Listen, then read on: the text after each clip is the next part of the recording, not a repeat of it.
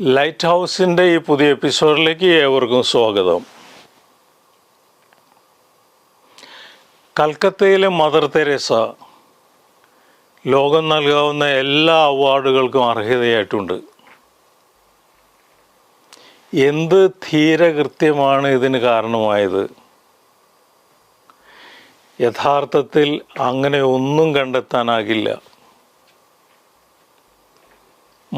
Mother Teresa ചെയ്തത് കുഷ്ഠരോഗിയെ വാത്സല്യത്തോടെ കെട്ടിപ്പിടിച്ച് സ്വന്തം കോൺവെൻറ്റിൽ കൊണ്ടുപോയി സ്നേഹം കൊണ്ട് പുതച്ച് ശുശ്രൂഷിച്ച് വ്യവസ്ഥകൾക്കപ്പുറമാണ് ജീവിതം.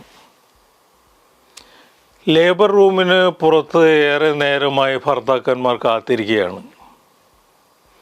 കുറച്ച് കഴിഞ്ഞപ്പോൾ നേഴ്സ് പുറത്തേക്ക് വന്ന് അവരിൽ ഒരാളെ വിളിച്ചു പറഞ്ഞു, അഭിനന്ദനങ്ങൾ, താങ്കൾക്കൊരു ആൺകുട്ടി ജനിച്ചിരിക്കുന്നു. അടുത്തിരുന്നയാൾ വായിച്ചുകൊണ്ടിരുന്ന മാസിക വലിച്ചെറിഞ്ഞ് ചാടി എണീറ്റ് നേഴ്സിൻ്റെ അടുത്തെത്തി ചോദിച്ചു, ഇതെന്തു മര്യാദയാണ്?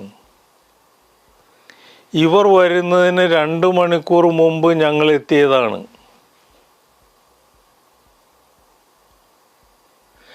വ്യവസ്ഥകൾക്കനുസരിച്ച് എത്ര കാര്യങ്ങൾക്ക് തീർപ്പ് കൽപ്പിക്കാനാകും? മുൻഗണനാക്രമത്തിനുള്ളിൽ നിന്ന് എല്ലാ കാര്യങ്ങളും നേടിയെടുക്കാൻ കഴിയുമോ? ബുദ്ധിയുടെ പ്രതലത്തിൽ നിന്ന് മാത്രം എന്തിനേയും വ്യാഖ്യാനിക്കാൻ ശ്രമിക്കുമ്പോഴാണ് അടുപ്പവും അർത്ഥവും നഷ്ടപ്പെടുന്നത്. ഹൃദയത്തിൽ പൊതിയാത്ത തലച്ചോറിൻ്റെ അടിസ്ഥാന ഭാവം കാർക്കശ്യവും കാഠിന്യവുമായിരിക്കും. എഴുതപ്പെട്ട നിയമങ്ങൾ കൊണ്ട് മാത്രം ഒന്നിനെയും കീഴ്പ്പെടുത്താനോ ശരിയാക്കാനോ കഴിയില്ല.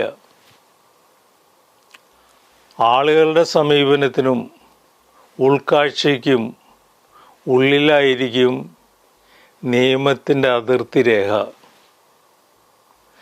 വ്യവസ്ഥകളോടുള്ള യുക്തി ഭദ്ര സമീപനമാണ് ഏത് വ്യവസ്ഥയെയും സ്വീകാര്യവും കാര്യക്ഷമവുമാക്കുന്നത്.